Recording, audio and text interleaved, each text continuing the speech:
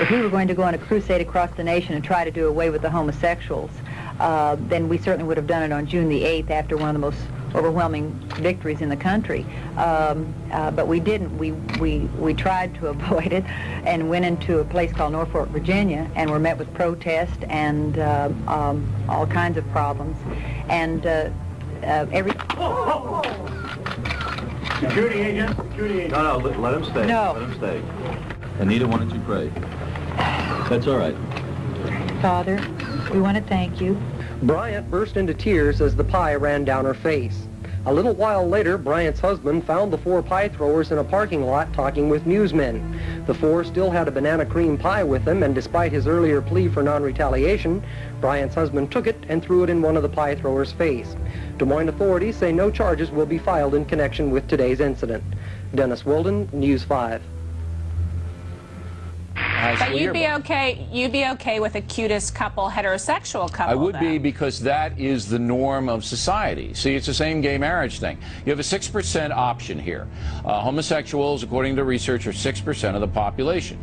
And but if since you're But since African Americans are a minority, would you have a problem with an African American heterosexual couple as the cutest couple? Race is not conduct. There's a difference between who you are and what you do, and that is another key. So you're judging homosexuality. Not judging. I'm not judging anybody at anything. I'm telling you that there's a legitimate point of view that, number one, you don't allow sexuality to intrude in your high school yearbook because they're minors. This isn't about sexuality. Sure, this is just a couple. This is a lesbian couple that was voted in there because they're a lesbian couple. But they're not flaunting their sexuality. How do you know? They're just in love. Wait a minute, in the picture, how do you know they're not? You don't know that. They're not flaunting their sexuality any more or any less than a heterosexual couple their age. There's no reason why Brandy and Lupe had to declare themselves anything other than friends.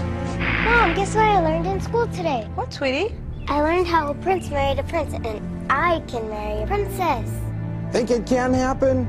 It's already happened. We have 2 trips this weekend, plus the regular speaker meetings. We have here in Pasadena, where we get to preach to all you lovely people, and then we got to get in Madison and Milwaukee.